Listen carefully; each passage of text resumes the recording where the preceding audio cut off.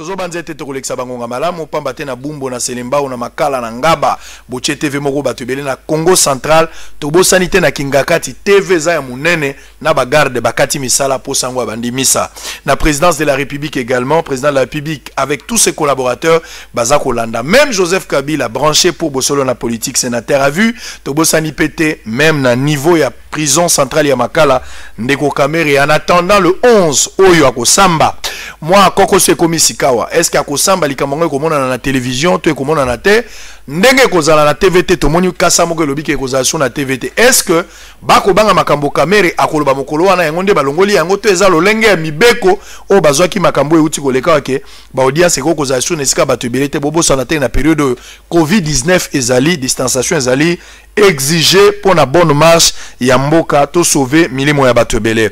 Alors lelo tozongi sou lelo pour na kosilisa avant finale hein, parce que finale ekozala lobby pour na kosilisa semaine bon momesano comme information à retenir.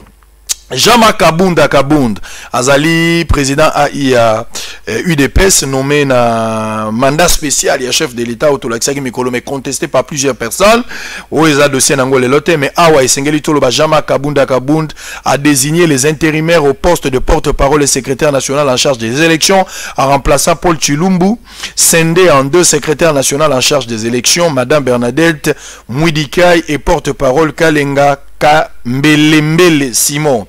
La Banque centrale va actionner les mécanismes nécessaires pour stabiliser les taux de change du franc congolais face au dollar américain. La République démocratique du Congo va célébrer 30 avril la fête nationale de l'enseignement de Bozakomona wa TVza Radio T. Alors, situation Covid-19.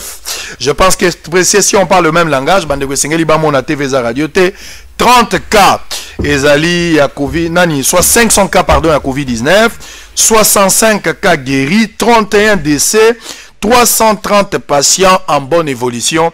Wan ezali situation générale na maetali Covid-19. Et puis pour la aussi sa commune ya Kaluku Bakuluna Masasi na niveau ya commune eza malamu te. Alors les prisonniers d'Endolo sont exposés au risque de contamination vu qu'il y a eu quelques cas de coronavirus dans cette prison. Bande kwa ba benga ngai mikole uti kolela balela ki penza mwa mingi. Nani ateki zando ya monene est-ce que bateki to bateki te ba rumeur nini lobi nazalaki na zando bo mona ba image yango tout à l'heure. Sur ce plateau comme je l'avais annoncé na ba réseaux sociaux na lolenge nyonso bino bosengaki Toyamba Batomi Balé. Évêque Pascal Mukuna, oyo azali habitué à bosona politique, mais Mikole Belé a zongeli bisote lelo libaku e monani potezo solola. Azoya na posa nini. Azoya pambate lobi toyambaki ndeko Jean-Marie Kasamba. Oyo azali patron ya UNPC, ya ba journaliste provincial, mais en même temps azali patron à Télé 50 et puis azali motomonene na mato etali communication et puis entrepreneuriat. Alors ayaki lobiawa par rapport à la légation na ye à Salaki au cours de l'émission, l'émission a centralisé et pas avec Mukuna. Mais dans 4 émissions, c'est vrai, à évoquer qui peut baka avec Mukuna. Alors, révérend Mukuna Zalaki, très choqué par rapport à Nango. Droit de réponse oblige à Bengi Biso, aussitôt à Bengi, Andimaki Koya Lelo. Alors, tant que solo li pena évêque, à Emeta Kevi, à Andimaki, pardon, à Zumokana Obite, et Gozala Malam, le token de droit de réponse à droit de réponse, et Gozabi Sotan et Belé. Vous imaginez ce que papa évêque a eu le loyer moko à lobby? Tozonga lisu lobby na droit de réponse à Jean-Marie Kasamba président UNPC tokosala 2 ans tozaka ba droit de réponse pona ko sili salikambo ngo ezonga lisu soute bango mibale bandimi to solola na kimia lokola bana mboka na yango wana avec Pascal Mukuna zana loboko na ngai ya mwasi epa na bino ya mobali loboko ya mobali epa na ngai epa na bino ya mwasi monsieur Jean-Marie Kasamba. Alors yambo ete toko on va d'abord souffler en image et puis toza kozonga poto bandasiko lisolo bosolo na politique bimisa biloko nyoso ko bombelo côté mais avec le respect tout est autorisé sauf les injures na respect démocratique pour toza na batubele baza kolanda biso en image et puis toza kozonga poto banda malongi ya tongo ya lelo. À tout à l'heure. Tenir et moderniser les très célèbres grands marchés de la capitale quinoise appelée commune Mazando sur instruction du gouverneur de la ville-province de Kinshasa. L'administrateur général de ces grands marchés, Guy Michaud Wanjo, a procédé à la démolition de plusieurs étalages, dépôts et autres choses. Et passé ensuite à la reconstruction des tables pour respecter les normes. Il estime qu'il était plus qu'important, avant la fin de cette période de confinement, de rendre cet espace propre pour permettre à ces commerçants de faire leur travail dans de bonnes conditions. Nazali premier administrateur à Kouti. Na Kouti, Zando Zalaki scandale. Zando Zalaki le roi pesa bakabela batu moko bon. Zando Sotali Ponga na natif ya commune à Kinshasa. Très bien. Ayebi Zando bien na Koli na Zando nde na yebi na yebi yango. Zando alaki ba pesa ba administrateur. Le rôle à Zando na libanais moko monsieur San. O atongi ba magasin na périphérique.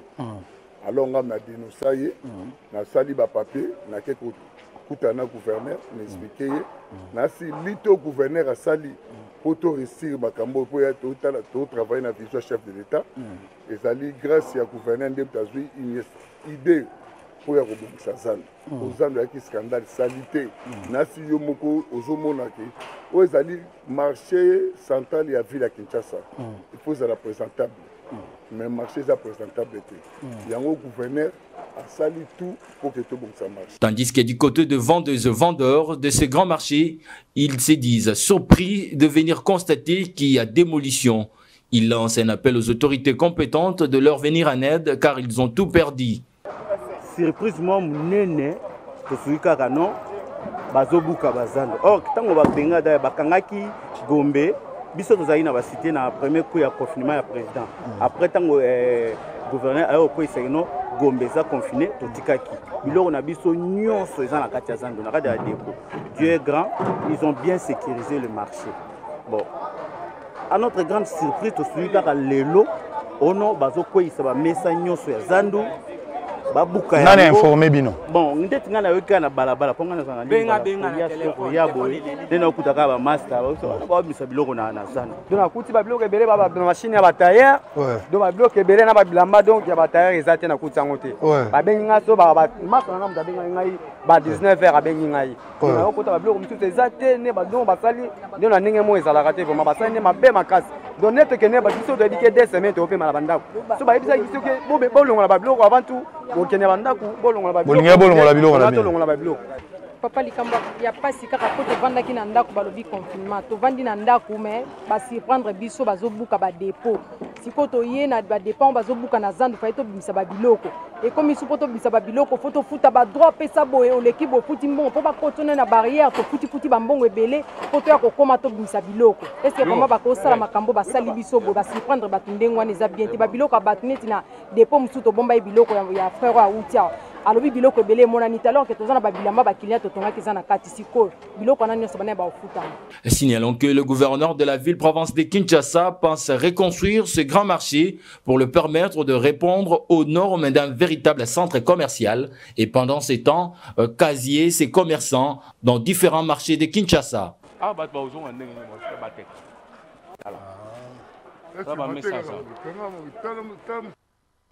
Très bien, merci beaucoup.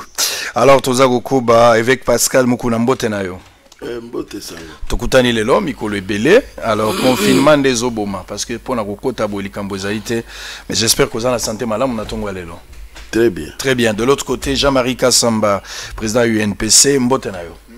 Tokutani lelo normalement d'arrache-pied hein, parce que lobby tozalaki au Salisu marathon lelo na tongo, ça valait la peine hein? Non, ils ont devoir il y a mémoire, il y a devoir, il y a beau solo.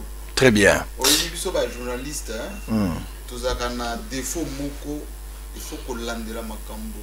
Moko na moko à la source. Et puis qu'on rétablir les choses à leur place.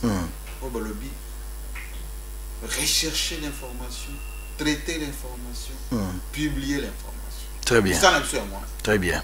Alors Tozago Koba bato bozala na biso na radio 97.4 ata kure katani zala pembeni chaka na radio 97.4 et puis soko oza na radio peut-être vous un numéro de téléphone pour comment message té comment message non si vous avez des questions 081 355 26 32 ou on est à la radio 081 355 26 32.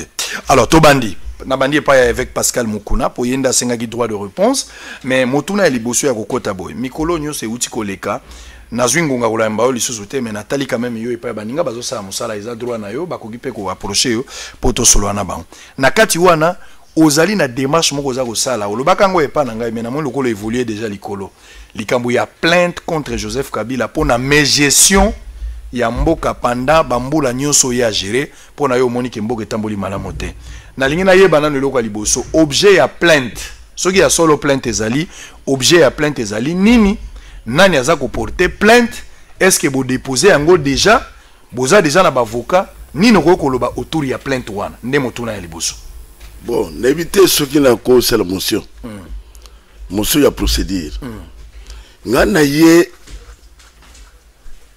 pour le droit de réponse. Très bien. Moi, je pense que nous avons bandera wana. Et Salina Makamunde kwa lobby sur ngai. Vous permettez à ce que toi adopter oui, tout bandera wana parce qu'il y a le but que il faut traiter l'information, il faut que le bobusolo tout bandera wana. Alors c'est-à-dire au corriger to opesa makani sinon na oya lobaki oya lobaki d'abord simande to côté na makani. Très bien, OK. Dans Banza, si je ne me trompe pas, de quoi l'obaki et le quoi liboso, il y a identité nangai. Alors bien zeli moi na ya mukuna chipo ya kazadi, mukuna Dieu. Mais je pense aux zeli chevronné de tikoloba ya média. Au lobby il faut information ko traiter yango ko lobo busolo. Mais au lobby on est busolo te.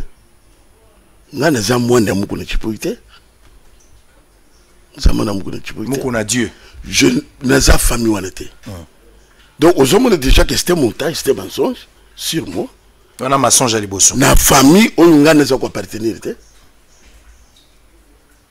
ngai nazali mwana ya mukuna Alexandre na Kasai oriental mukwanga mukwachimuna. J'ai ma famille qui est ici. J'ai ma mère. Azana Kananga. Mwene Kalamba. Famille. Ya chef Kalamba. C'est ça ma famille à Kananga. Je ne suis pas de Chipoui. Donc déjà, d'emblée, ma kamolobi est allé soloté. C'est pour cela qu'il y a l'oba qui n'a eu que non. Ma cambazeli qu'on le sur ça ne me concerne pas. Ils ont engagé. Il y a mis balai. Ils allaient sur le Cambouabéti à Renaissance à lui que mon connaisseur là qui n'a bon que c'est la Renaissance. Kabila Moutouapé c'est bon. Je dis faux. L'air to bandit Renaissance. Hein? La seule Renaissance. Renaissance c'est comme une marche. Mais n'a quoi que DCMP. N'a quoi l'oba image ou saute bazouya na yango. Mais n'a quoi tellement à l'obi que Joseph Kabila a tindé la DCMP pour remonter l'équipe. Mbongo yango na zobo me Renaissance. En même temps, à sa Renaissance, en même temps, à Tindi Mina, à Bomé Renaissance. Gouverneur Kimbuta, ce qu'a causé la Zolanda, c'est Azolanda na Tongo. À Sala qui bémission est belé na télévision pendant qu'on le bat que, et qui point n'est-ce que ça l'entraînement, Bakangana bateau bazo ça l'entraînement. D'équipe pour Salaki. Équipe pour Salaki en Ghana. Ce qu'on se fait ngana sambi na ba service de sécurité. Gouverneur na weji soka cause la zone na ngana kolozi. Tout ça qui na bureau na ye équipe il faut kufa. Azola nangai. Même bato aner ba yebi ba kitelenga na bureau. Ngaba me mangai na ma campagne. À 2 h du matin pour l'équipe. Pour la Renaissance. Pour la Renaissance. Et ça, je me réserve. Qui n'a pas le banane de ce côté. Nous avons qui équipe. Équipe. Les résultats qui est fait à la montée. Kabila y a 97. Le 97, il est rafle de l'ayé. Kabila zaki na lupango. Kabila zaki na mbongo. Mais ngane zaki na mapango, ngane zaki na mituka na 97.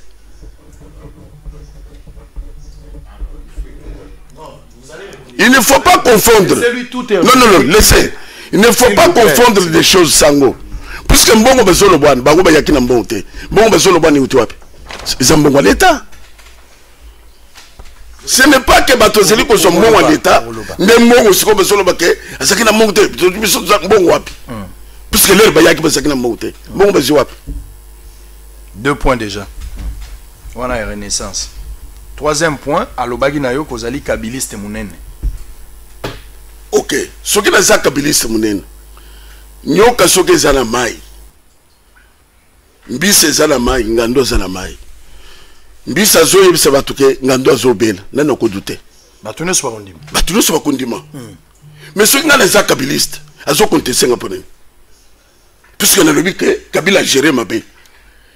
Donc, mon toyo aza kabiliste nda ko yeba que to liaki fufu lobité. Mais pourquoi il me conteste si je suis kabiliste? C'est-à-dire aux kabilistes. Nazoloba que na mitie na kabiliste. Na lobi Kabila a géré mboka mabe. Mais pourquoi il me conteste si pe kabiliste? Kasi moi na nda coupé akoko loba mabe anda kona ye. Ya mona tuni aux kabiliste te. Nazali citoyen congolais un pasteur na kabiliste. Otikala kozala kabiliste. Non. Très bien, merci beaucoup. Je pense que le même timing tozo na traité na Kabila lokola pasteur na mukuzambo. Très bien, merci beaucoup. Za la peine à patience. Ndeko Jean-Marie Kasamba, ngonga yango yosiko yoyebi likambo ya moto soko beti yango na absence na ye, okoko longa na miso ya bato. Mais na miso na ye, faut za na makasi ya kolakise ke ozolo beza ya solo. Oyoki avec Pascal Nguna pesi ba point misato. Ya liboso obengaki azali mona ya mukuna Dieu a démontré biographie na ye aza lié na famille wana te. Soko ko bongisango e ozala malamu. Soit ozana ba preuve mosusu ya ko appuyer ke za ya solo. Yami balé likambo ya renaissance ya lobiawa Joseph Kabila par l'entremise ya ndeko obeminako asimba mbongo bo alobi batindi a remonter des rings. Ndenge nini mutu atindi a remonter des rings mais en même temps il faut appuyer renaissance, c'est vouloir une chose et son contraire. Et puis 3e point ezali kambo auti kosukisa atikala kozala kabiliste te soki a traiter na Kabila ezalaka lokola mokonzi ya mboka na pasteur. Certainement Kabila anda zaki na besoin na ye. Oui. Merci mingi ndeko. Normalement il fallait pas nazala awa.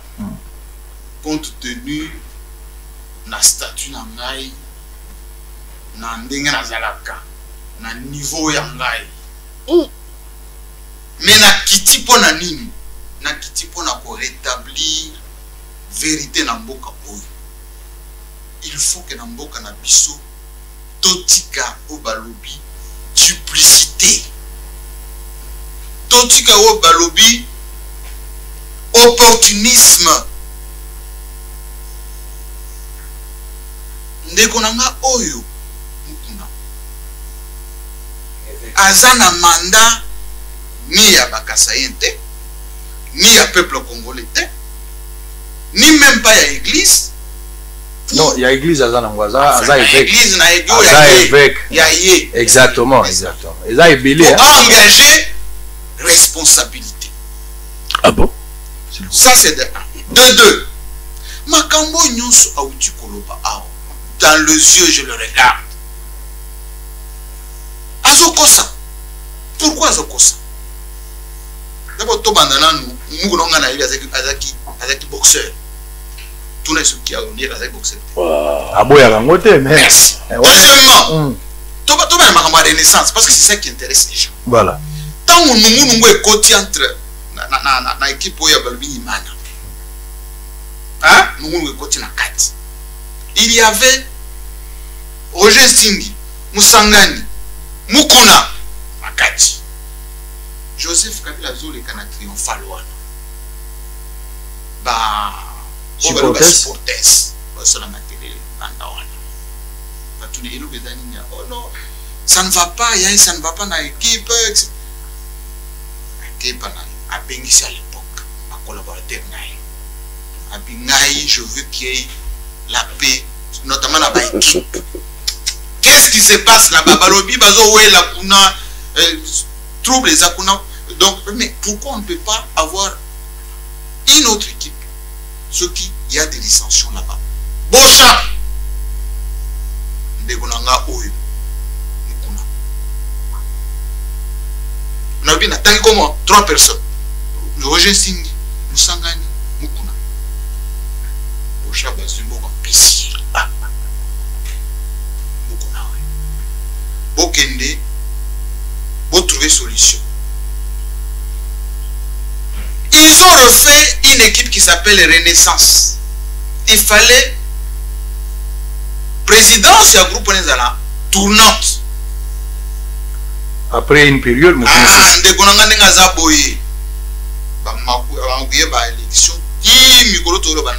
jamais président de la tournante.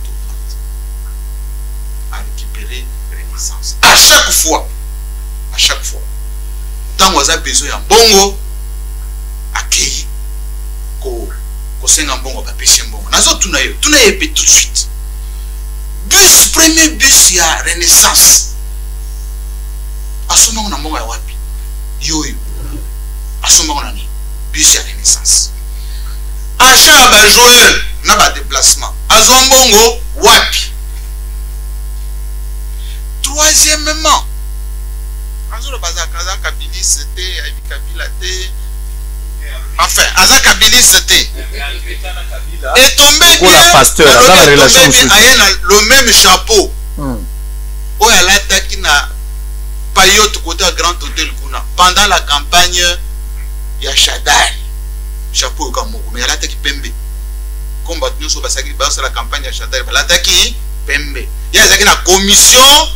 Il y a pas église de réveil. Azalaki yemo côté. Bazaki ba mususu. Bakamara na église.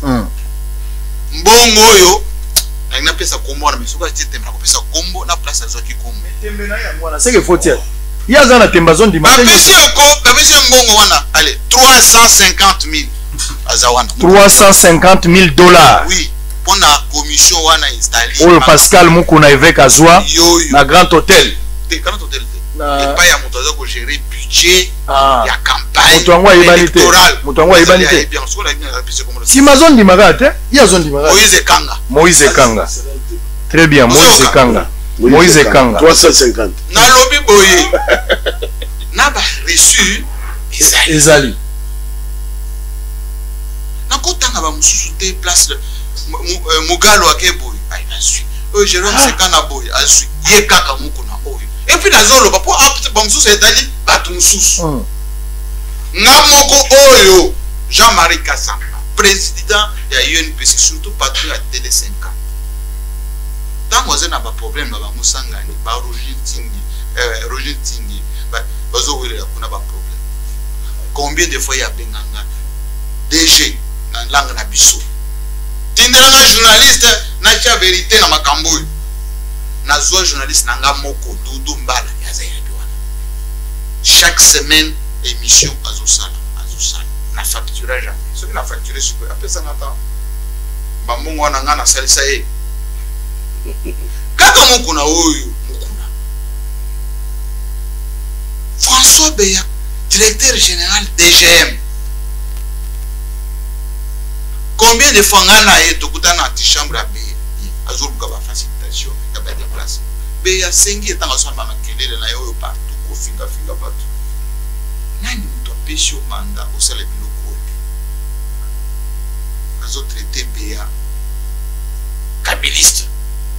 Conseil spécial du président de la République. Ah, yé muto yebisi. Limbisa. Na déclaration.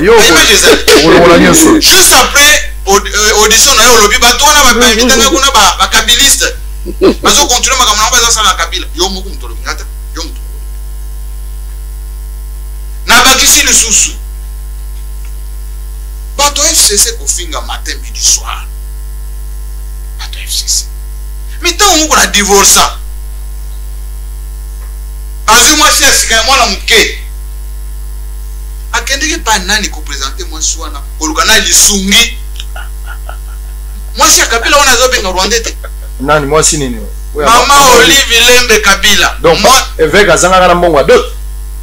Yo kanisi ok na moi c'est pas maman Olive bosololi et puis obimi devant caméra Angèle Kana a telemi pembeni oloba Nayaka Gapo Nasali, aller-retour, maman le va faire c'est le côté. Troisièmement. Aussi les sawana. Même de Omalanga, on a finga matin, midi, soir. Il n'y a même pas 3 mois. Tout ce qui n'a yé. On n'a pas écouté. Coordonnateur au TNT au moins de la Tcha, en tant que ministre, a géré la télévision. A négocié avec la télévision, a été ce qui a été un candidat. Si vous avez là, na moi au fingi battu. Na pourquoi ozoli na bango ou bien oliaki na bango. Mémoire nini biso tozana na ba congolais. Azo kanisa que tout ce qu'il fait là c'est aider Félix Tshisekedi. Mais Félix Tshisekedi est un président à Baloubaté. Félix Tshisekedi est un président à Congolais tout. À quoi qu'on associé, pas tout ya Est. Pas comme un Rwandais. Ce qui est là, tout le monde. Bon, l'accès papa, le lobby pétro, l'accès Congo, fonction, adresse, il y a un Rwandais, Oyo Joseph Kabila, Ayana Bamona Congo, Awa. Yé moko na vidéo moko na ya na tindeli yo moko na yemo alobi le Rwanda c'est rien, ce sont les occidentaux bazo utiliser au Rwanda pour ba déstabiliser mboka na biso armée na biso bazo bebisa yango pendant la transition ba sangisi RCD MLC et tout ça le même moko na lelo bazo vilipender Rwanda. Très bien. Donc juste pour conclure, il va intervenir et je reviendrai encore pour préciser il y a pas de souci. Je vais encore préciser des choses. Même après la victoire de notre frère Félix Tshisekedi. Mais qui n'a pas vilipendé Cholé en disant de Cholé on est dans un état laïque. Politique. Aujourd'hui, nous avons vu l'église et commis tribune politique. Mais ce qui a lié ça la politique, c'est la partie politique. Mais on a vu des bandes. Non, à cause de la paix, c'est l'émission. Il faut que Namboka Oyo, au quitter Olé na Tongo, na midi au Balikil au Fingi. Très bien. Après midi au Fingi. Je vais juste conclure par là. Juste petite précision. Mokonzo ya biso Félix Antoine Tshisekedi. Alobi bato ba sokola maboko pona corona. Asa na vidéo moko awa. Ye moko azoloba. Bato senga biso to sokola maboko. To sokola na zelo. Est-ce que Kabila muto alobi ba to sokola maboko? Donc il faut que dans ce pays il y ait un minimum. Mais cette démarche elle est quand même normale, c'est-à-dire même ngai même yo même yé ezala yo lobi na ngai photo mela mai so iko posate na koko yebisa yo donc elingi ko lobate soko za na kati ya ndako ko critiquer te yo peso critiquage Joseph Kabila à un certain moment dans un sens positif. Très bien. Il ne faut pas se dénier. Très bien. C'est-à-dire yo lingi des responsables. Il faut s'assumer. Bien évidemment. Très bien. Merci beaucoup. Je reviens vers vous. Alors, s'il vous plaît. S'il vous plaît. Na communion so naza kotunaye. On va rentrer avant de rentrer dans la régie. Evaka lo banane topé mais puis on va reprendre. Alors, question est claire, je pense qu'il y a un robanda au rappelé au très bien, allez. Nazo bande na uya suka. Le bike mukunza le bisokola maboko, ya le bitoko sokola maboko na nini. Omoni, il ne faut pas qu'on conduire na baïonnette. Il ne faut pas qu'on conduire na mensonge na montage. Vous êtes connus pour ça. Ou la kisaki photo ya caméra. Na mbet hôpital que caméra za malade. Au cours de l'hôpital wana. Na koyela yo ba puisque batu bakangami kuna. Et lo kwa neza mutu ya mutu bache ezali ya mutu mususu Photoshop. Ah. Ndo ya saleli ba émission belé sur caméra. Mais à quoi c'est biso hôpital caméra ezali po ba montage. Bon tu ko sala montage na changu. Ezo sala passe na mawa. Le but qu'à un niveau na yo au cas où y a voté donc c'est à dire que bino bozali kolo sango azolo beli kolo kusokola maboko Kabila leki na changu babosani ke confinement ezali bakamati batu na bango ya FCC ndenge ba mensena 5000 boke ndiko telema na chango lera koleka bobeta maboko tolembi onante montage na bino yeba basoli ya kamera mais kolongwa koko machangu aleki lingwa lete aleki kasabubu te aleki matete te bamuna kiete po babeta maboko aleki njili te po babeta maboko sima yakwe tamsu so de moto ezate le long ya nzela attends akangami nde na embouteillage akuna s'il vous plaît c'est-à-dire que koleka Pascal akomi njili ta aleki biboite kuna bamuna kiete montage na bino eyebani na mboko mais ngana zo tuna ye l'air wana confinement wo bino bolobi que bato babima te balata masque bato bazala plus de 20 te bato bazala plus de combien soko tele bato na mazaki na masque bino il faut bosamba bomona peuple congolais lokolo ya lobité ya biloko bosale kusala ya lukuta après ba télévision bofandi boso sala propagande batala bus ya renaissance na quoi non ndazo comme na mbongo sima comme na bis ça dire que na uti ko yebisa yo il faut sala ka bango soni les bazolo biloko mbongo Kabila Joseph Aïna nous non set azaki na mbongo te mbongo ya zolo besiko ke ba peso 200 ba peso 350 000 $. 350 pas ya Moïse Kanga tangi na kombo vous allez laisser le papa nazo rappeler et ça y en a non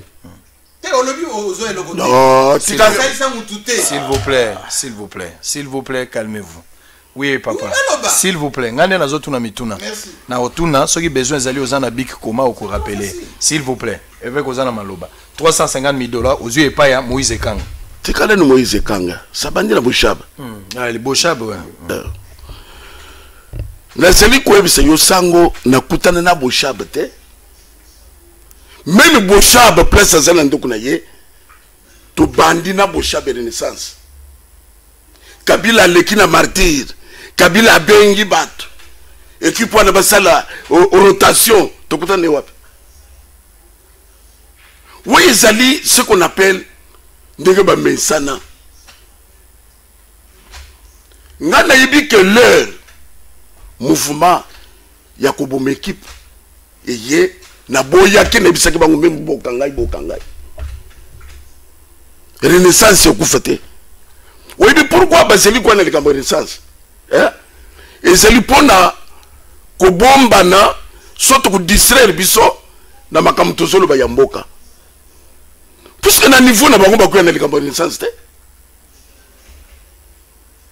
mais lokola ba yibike bazana argument te na makamto solo ba ngana fingi mutu te même les raisons ba ke ba to FCC ko finga abi mi so ko finga akokende te sankalo ba ko finga wana tozolo ba pillage tozolo ba muyibi tozolo ba mboka oye kufi toko koma na place wana puisque ya zalaka animateur principal ya 5 chantiers toko tala 5 chantiers c'est la miwapi sango na mukuse na koyebisa yoko Evariste Bouchab même place azali otikala kokutana yete nakutana na yete apesa pe mbongo te apesa nga mbongo te nazolo ba yango na loboko na motema botika montage o moni sala kama kambo weza na niveau na yo so moni lere bozana chango atindelinga ba image aye moka tindeli azolo ba ke tala donc ça dire que balingi Kabila sala 30 ans Kabila sala 35 ans mais na quoi c'est bino que lukutana bino c'est-à-dire que il faut boyer ba ke loko nyo so zakane bandina suka nyonso bozo salwa no bosala kaka pona kutelisa bato ke Kabila zana bato Kabila bazo betele maboko Kabila est là avec s'il vous plaît nazaka epana yo s'il vous plaît mais papa alobi nazaka epana yo tango zo développer idée soki motune ezali tikanga na kota ngonga eza pano na botoli yo makambo te nazala makambo ya lobby esengeli yo sokola mitu ya bato na lingi na koma papa okay likambo ya 350 000 $ na likambo ya bus na achat ya ba joueur makambo misato na zolo ba ko zolo ba wana okay na lingi na koma mais kokatanga puisque yeye ya zolo tokei te nazo préciser yo na sali mabete tokei ozala ngonga na kwebisa yo boy renaissance n'a rien à voir na FCC très bien makambo mo zolo bwana ngane zokele bagomba ne zokele bagomba mingi ba pesa 350 000 te Zara combien? Nazolo bake bapesaka 350 000. Zalaka combien? Non. L'air makamu ya renaissance e yindi. Na boyi. Bapesaka avec les bis. Bapesaka DCMP bis. Oyebi yango. Deba yebisinga que lokolo zo tenir nani ndenge to pesaka beke musu bis. À part Mazembenda Zouarate. Voilà.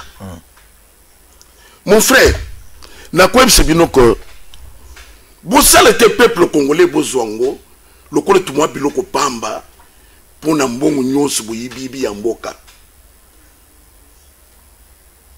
Supposons ndenge bosalwan 10 000 baye ba bete pe maboko. Bon boyibika bezana nzala. Boyibika bezana nzala. Bo créer nzala pour manipuler le peuple congolais dans ndenge nyonso. Donc tout ce que ça pour raconter wana ngena so kamomi. C'est FCC bandima que babomi mboka. Très bien. Ah. Merci beaucoup. Mais et sango na kusengo boy.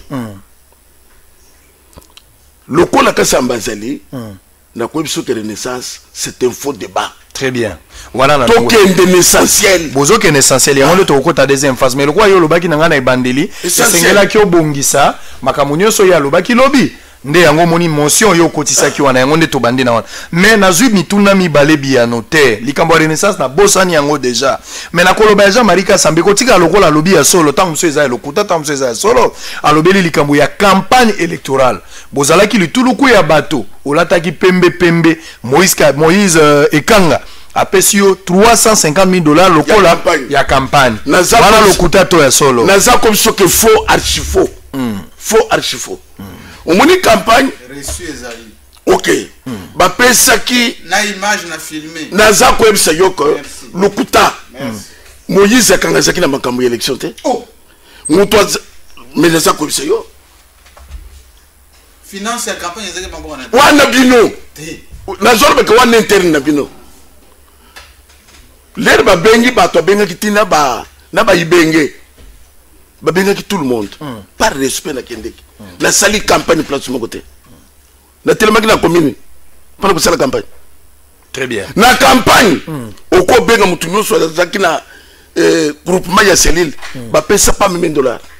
Mbongo nyoso balia ba ngomoko ba pesa pas même $. Na mutu tout na ba to selil au ne zolob bazolanda bien. Donc normalement il faut pas foutre tout mbongo na musalo yo salaka. Ngana salaki musalate. Très bien, merci beaucoup. On va rentrer. C'est juste. Chapeau ya lati. Oh ya lati oh.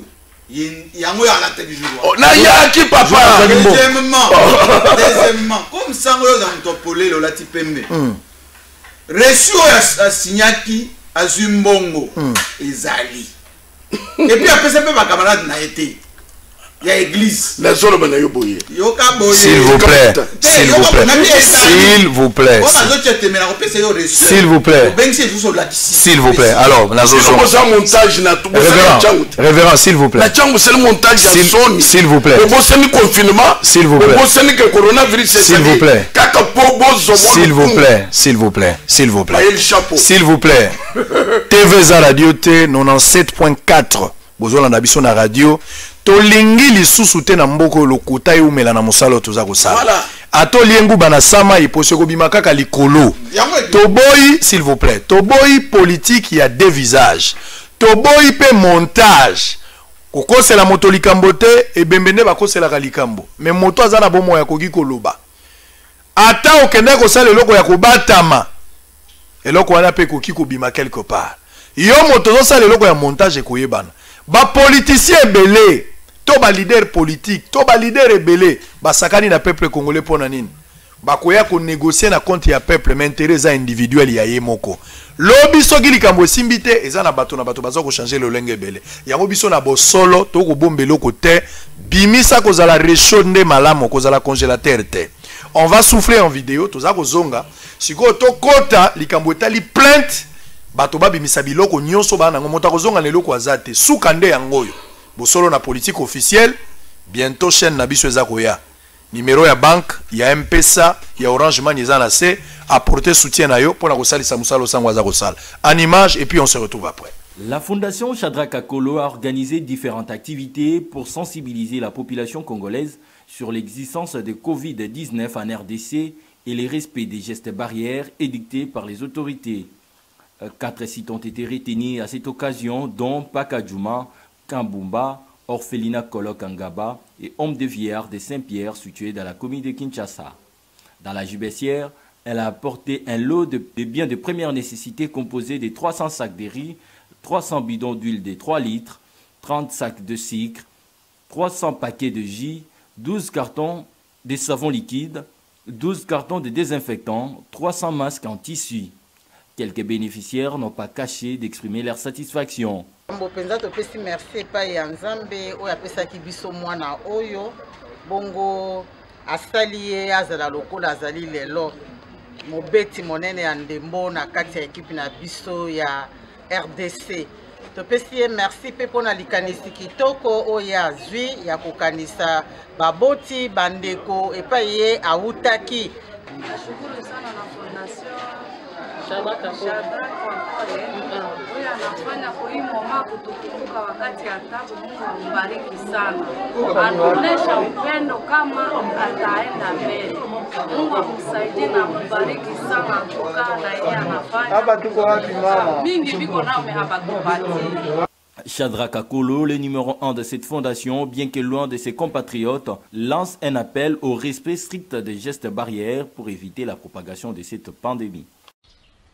Bonjour à tous, c'est encore moi, votre frère Shadrack Akolo. S'il vous plaît, luttons tous et gagnons tous ensemble contre le Covid-19.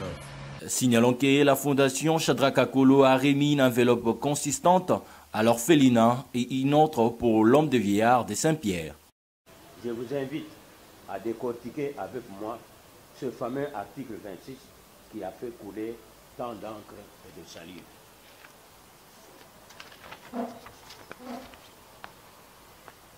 1. L'article 26 des statuts.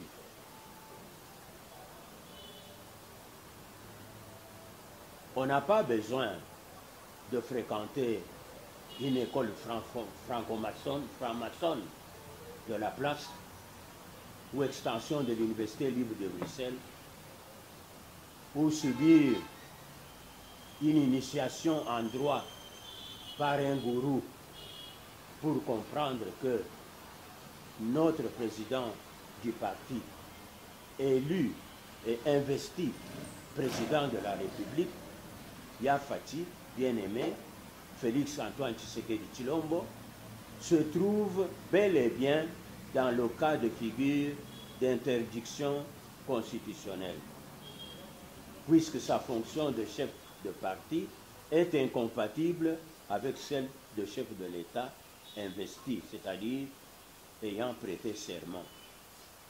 Voir article 96, alinéa 2 de la Constitution. 2. Le directoire, on fera tout alinéa 2 de l'article précité.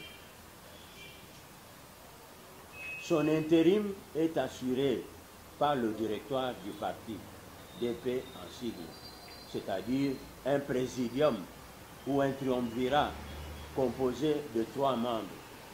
3 membres, ce n'est pas égal à 1 membre, un président haï ou un président faisant fonction, pour éviter la dérive dictatoriale. Que l'unité du parti ne se décrète ni du haut des tribunes de la presse ou des meetings, ni devant les micros ou plateaux des médias audiovisuels. Que c'est plutôt par les actes, les paroles. Très bien. Alors, Bozolanda Bisso, Bozali Ebele. Je voulais préciser quelque chose parce que namoni document morezo tambola. Oui, mangamba ba parquet oyo baza ko interpeller batu mikolonyo swa. Likambo ezali likambo ya ba interpeller moto ba bengie quelque part bato ba ko sepela. Na ebisi bino likambo ya Vital Kamerhe. Et go salama le 11, ça c'est confirmé. Et go salama mukolo wana. Donc, tokoyeba, ce qui est à la télévisée, biso tokozala autorisé à kosala yango, mais ce qui peut vous autoriser et que vous savez la moi il quitte à bateau pembe ni wana beaucoup bango boyeba ke na période de Covid-19 ezali tango mososo bakozwa mbano lolenge mososo pona kotalela makambo wana mais ce qui bati yango polele to kolakisa yango ndenge caméra za kosenga lingi penze za la polele est-ce que bobangi moko eza na ngambo ya bateau yo baza na gouvernement baza ko bomba eloko to ezaka kapona ko battre la population wana mituna to kotuna bino bokoki pe ko réfléchir autour nango botika na tangela bino eloko moko ya lokuta na lingi na boya yango na moni lokasa moko ya parquet monsieur André Kimbuta Yango ancien gouverneur ya ville à Kinshasa résident sur D avenue Citronelle face à IEC Kinshasa Gombe bakomi belé belawa babengisi Kimbuta akende ancien gouverneur le azali sénateur akende yemoko na malembe na parquet lundi le 4 mai 2020 mais na bengi na niveau ya parquet pour na ko vérifier information pour esengeli na confirmer soka okendata okendete parquet ba répondre ngai na bateau ba pesinga information na tanga kombote ba lobi keza ya lokuta nano ba bengi ete donc soki ba bengi ba kopesa biso document authentique to kolakisa bino mais tango ba bengi ete to bambela lisolo te ke ba bengi na kozela mukolo ba kobenga ye na koyebisa bino mais soki ba bengi ete to loba te ke ba bengi za lokuta monene Kimbuta sénateur batikali kobenga ete azali na nosika na ye to koyeba na mikolo ekoya soki kozala ndenge nini. Très bien, to continue la deuxième phase pour terminer.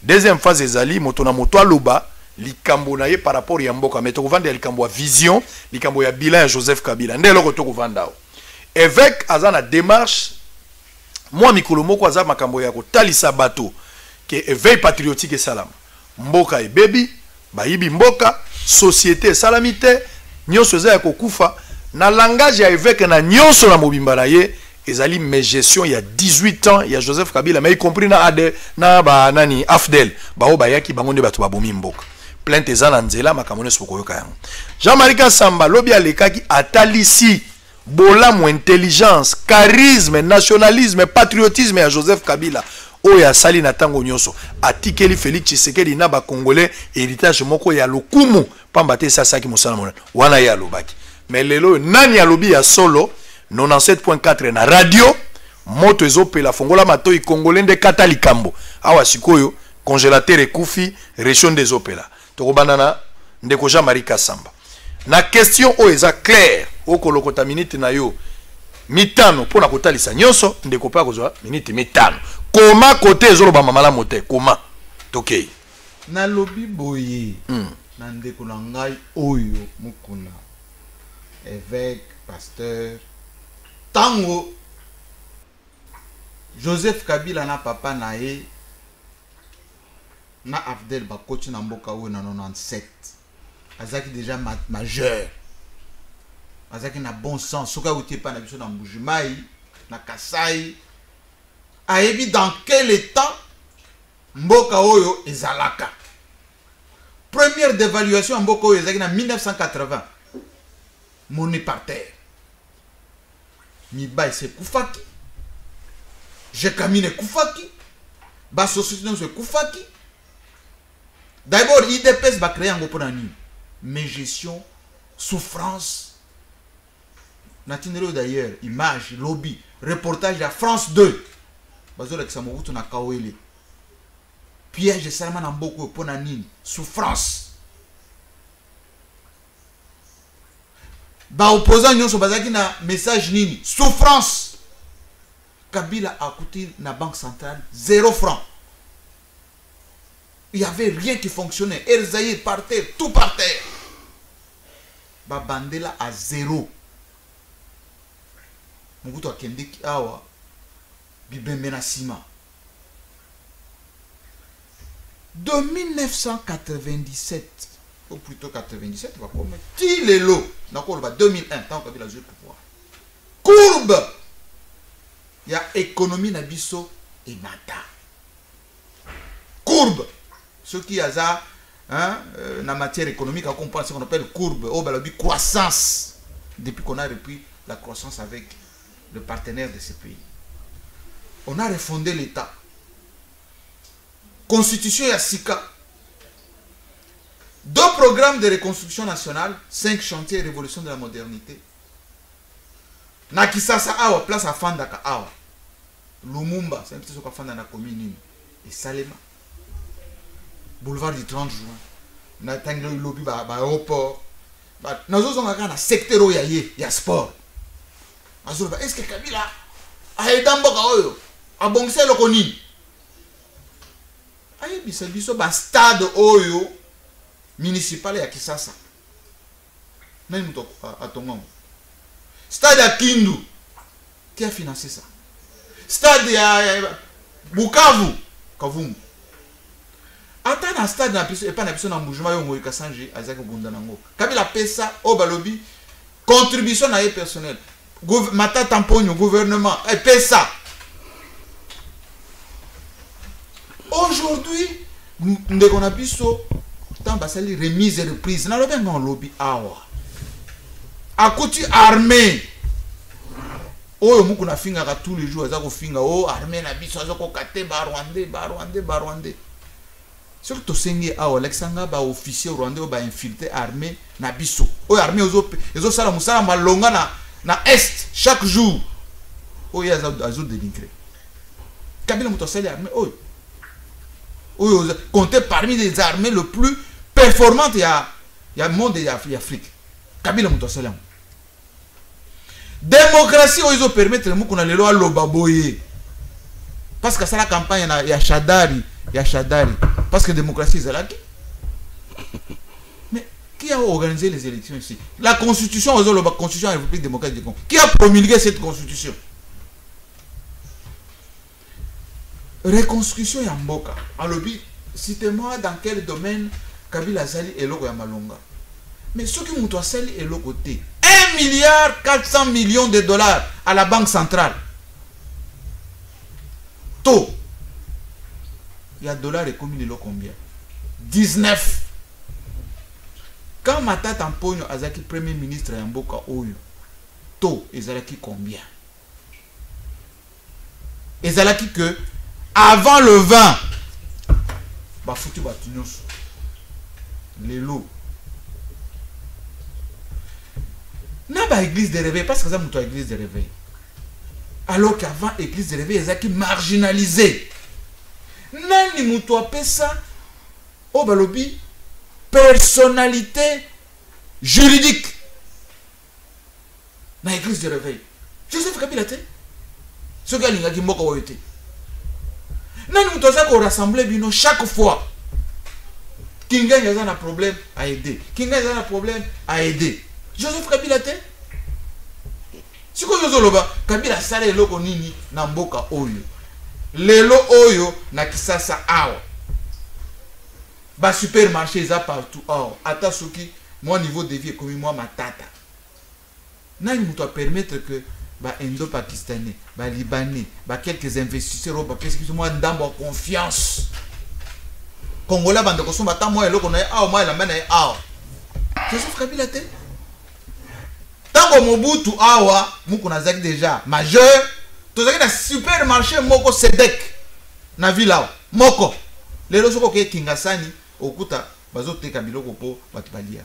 Na lobite ke makambo ebongi nyonso. Mais oyo sala azo aider ndeko biso oyo bazali en complicité, en collaboration, en alliance avec Joseph Kabila, patron et la majorité. C'est constitutionnel. Très bien, on va terminer par là. D'accord? Non, je vais juste terminer. Lui pense que en faisant ce qu'il fait là, en disant ce qu'il dit, il rend service na Baluba. Bien au contraire, azo stigmatiser les 450 tribus en Mboka Oyo contre Baluba. Jour Goïnda, Mougouna protéger Baluba. Et on n'est pas là pour parler que voilà, il faut tout faire pour protéger le pouvoir à Baluba. Et ça pouvoir à Baluba, c'est ça pouvoir à Congo. Il faut réfléchir Congo. Très bien, merci beaucoup. Torozon va prendre la question-réponse avant de terminer. Oui, avec. La Koyeb, c'est d'abord de Jean-Marie que Nazolité pour la Baluba. Pas même pour la Félix. Ata pour la Moïse Pété. Nazolobela pour le peuple congolais. Avec quel mandat? Constitution est tout Congolais. Non. Tout Congolais. Mandat, il faut pas ça. Distraction. Et ça, distraction, ça vous choque maintenant. Sango, le Cambouezeli, il y a gestion bilan. Outi Koloba. Abandi na 97. Gapi na zoba na 97. Sango, Ce qui bat Tobaïba comme Mobutu Lenga Kenite. Je vous dis, Vous avez regretté Mobutu. Vous avez regretté Mobutu, ce qui est vivant de tout que vous soyez. Même Bemene Koya. Tshisekedi vous écoute. S'il vous plaît.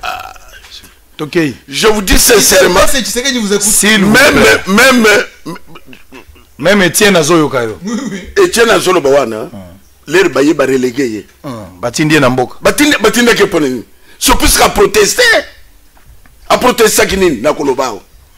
C'est-à-dire que les autres ça la passe na mawa. Bato FCC bakanisi que bakobande kokosa bato ndenge bazai kokosa. Mais na quoi bisande ko Jean-Marie tout ça maintenant au courant de beaucoup de choses. Ça vous échappe. L'air baye le noisette. Carton un peu de zaki $10. Et $30, ram $10. Mobutu atiki bongo. Pardon?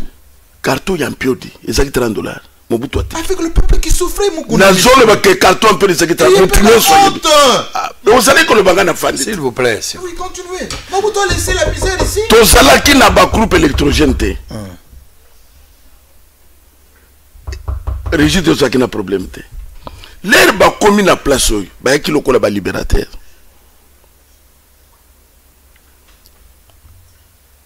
Sango peuple congolais à Zolande ba libérer biso na nini. Au contraire ba yeko bebisa muke Mobutu atikaki. Et loko ezo sala bango ezali ya misu makasi lokole déjà basuba communauté moyen basa les élites basa ko se défendre sur des choses dénayant. Bakutaki miba bakuti je kamine. Baitex Afrique ezali ko sala. Si dirigeant maluko ezali ko sala. Bakutaki ba kilomoto. Oui, avec quel budget? Attends. C'est pas ça budget ya Zahir. Non mais donnez juste un chiffre. S'il vous plaît, s'il vous plaît. Non, je l'aide parce qu'apparemment il parle dans le néant. Laissez-les. Je ne parle pas dans le néant. Le budget du Zahir en 97 c'était combien? S'il vous plaît, s'il vous plaît. S'il vous plaît. S'il vous plaît. S'il vous plaît. Calmez-vous, s'il vous plaît. Et les impayements, s'il vous plaît, s'il vous plaît. Continuez. Sango, peuple congolais Zolande. Tout ça qui n'a pas société et belé na katiamboko. Auto zolo banayo mi ba ikufa. Basali ya bango ya diamant. Sérieusement, monsieur Joseph Kabila a yipo na kubongisa. Yo okuti société et ça qu'on produire diamant au lieu de soutenir yango aux autres c'est la mi-balé. Société parallèle. Aux autres c'est la mi-balé pourquoi? Je camine même. Tous en a c'est pour Congo et mais c'est Joseph Kabila ça c'est les c'est pour Congo et ça côté Maluku. Mais comment on est? C'est pas ça comme ça c'est là. Mais pourquoi tu es pressé? Non, parce que ce sont les hallucinations. Tokomi na suka, bo gagner temps, tokomi na suka. Après ça comment société? Tokomi na suka. Tokomi na suka, eri yangoyo, tokomi na suka. Papa. Qu'il continue.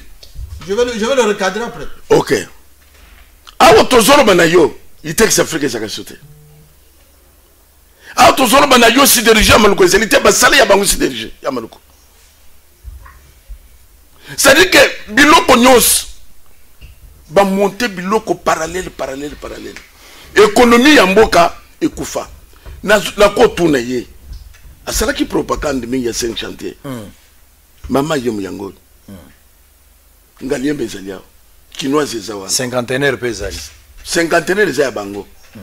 Kamata kitambo. Omeza na matete. Kamata sana. Centre mère enfant ngaba. Bosali nini? Je peux répondre. Non, je parle. Olobia mingi. Tokei. Tokomi na suka tokei. Tokomi na suka. Monsieur Zili, tokei loba na yo zala ngonga loba. Sango façon c'est l'émission les lois ça somo. Na salini. Mais na ko yebisa yo. Na salini. Yo kana ko na salini avec. Longola nan malo. Alobi mingi. Mais na pesi ozoloba yo ndo mtozoloba. Mais ozoloba nga ke kata to. C'est na lobi kata te lobande. Totika makambo ba question na ba réponse. Est-ce que beaucoup te ngate na loba? Totiki yo, s'il vous plaît, totiki yo kende. Sango ne za ko yebisa yo ko. Kabila sali ate école te. Stade Zolo bwana, les financement ya bad. Pays que dirigé par qui? Dans un coloba ya ezabinote. Tika. Bon quand c'est que toke ba makamte. Banque mondiale appelle ça bambongo combien de fois pour na yinga? Combien de fois pour na régler des autres? Donc bazolia. Banzelo yo zomo les aba financement extérieur. Oui, mais 5 chantiers 6 milliards. Ah bon, 6 milliards. Ah, aux autres pour l'armée. Ngana finga karmete. Kuku se le kutate. Bobong saka ngokolo. Bobong saka kamubuto. Bobong saka lufungulu. Koto kuna famille mo mi balé zelina kamo chambrette. Qu'est-ce que Kabila a fait dans ce pays? Nambongo ya Congo. Kasamba. Vous avez le courage à quoi que tu as foutu le pays en moule. Il ne faut pas, il ne faut pas beaucoup essayer. Mobutu azalaki na bato. Mobutu sese. Bake kutika ye na Maroc. Ndeko bozomo na kutika le sekote. Kasamba na kutuna yo jour. Boko risque boka na kutika ndeko ina Burkina Faso. Bozongi pao. Fachi béton, bino. Je peux répondre maintenant. Puisque Ntamu Mwambe a salika kana Kabila te. Ntamu Mwambe sali na Mobutu. Asala bani bakene bazoya. Très bien. Très bien. C'est mon tour. On se calme. Je suis très calme. Une minute. Restituer une minute rapidement. Moi je lève mes mains. Il faut que ça s'arrête dans ce pays. Le mélange de genres, les cafouillages. On dit n'importe quoi. Voici Moukouna qui ne peut même pas donner 2 articles de la Constitution. Il ne connaît même pas le budget de la RDC. Il ne connaît même pas un seul chiffre. Aujourd'hui, il est en train de regretter Mobutu. Quel est ce Congolais qui va dire que Mobutu a laissé quelque chose dans ce pays? Les premiers pillages, 91, toutes les entreprises étaient pillées. À la limite, c'était comme ça. Dans n'importe quelle province, il n'y avait plus rien, y compris au sein de l'armée. Il ne peut pas insulter les Congolais en disant qu'on regrette Mobutu. Mais ensuite, il ne va pas dire que Kabila n'a rien fait, mais il vit les résultats de Mobutu, c'est Moukouna ici, qui s'est baladé au ministère de Sport, chaque fois, à la recherche toujours des financements. On ne peut pas manger à tous les râteliers pensant qu'on va trouver bonne cause auprès de Félix. Qu'il arrête d'aller dans les ambassades. Alors on lui dise que crée le bruit pour que vous diabolisez Kabila. Alors on va faire un exercice. Le mariage Kabila Tshisekedi, c'était un mariage des nationalistes pour ce pays. Mariage contre nature. Mariage à Kabila Félix n'engage pas le peuple congolais. Très bien. Le peuple congolais. Très bien, merci. Merci beaucoup. Merci. Dans un mouvement, il y a peuple congolais. Bon, attends, pas mélange de gens. Attends, je vous relance. Moi, je vous dis sincèrement. S'il vous plaît, je vous relance. Il est encore très jeune. Je vous relance. Il est encore très jeune. S'il vous plaît, n'a relancé. S'il vous plaît, n'a relancé. S'il vous plaît, n'a relancé. Hein? L'essentiel a été dit. Otombola na maboko to tuna soki pona moni balokuta muso ezaki de part et d'autre. Le bobo mango bino mibale oya kobongisa bongisa. Totombola maboko na tuna bino na bakeso. Si. Évêque okuto. Évêque non ngam nazo senga ya tombola. Évêque tombola. Ekendaki au Capernaum awa mituna sikoto bandi bato bazai belé Sylvie Bongo, Raphaël Kibuka député, Moïse Katumbi, Salomon Iskadela, Martin Fayoul. Oh là là. Mouzitou Adolphe, s'il vous plaît. Président président de la République Fatia Zolanda, Joseph Kabila Zolanda, Némi, Vital, Molendo Sakombi, Eli Okese, Didier Boudim, Batou Belé, Nzambe Nangai, Oli Kambonine. Alors effectivement, bande pas na yo comme ça to souke pas jamais kasam. To mona maboko papa s'il vous plaît, na tuno mituna. Vrai ou faux? Moïse Kanga a payé 350 000 $. Très bien. Ça, c'est une distraction. Très bien. Très bien. Moïse Kanga, Yoka, n'a pas répondu. Moïse Kanga, Mongo, très bien. Mongo, il y a l'État. Vrai ou l'État? Vrai l'État. Après, vrai ou faux, vous regrettez Mobutu Tilelo? Mobutu, toujours regretté. Très bien. Toujours regretté. Très bien. Puisque l'on va se les attaquer.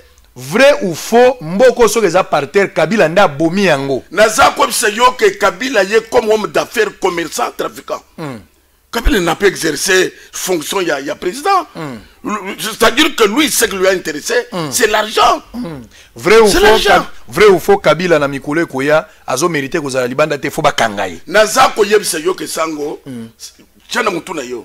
Bakata fi bazakate.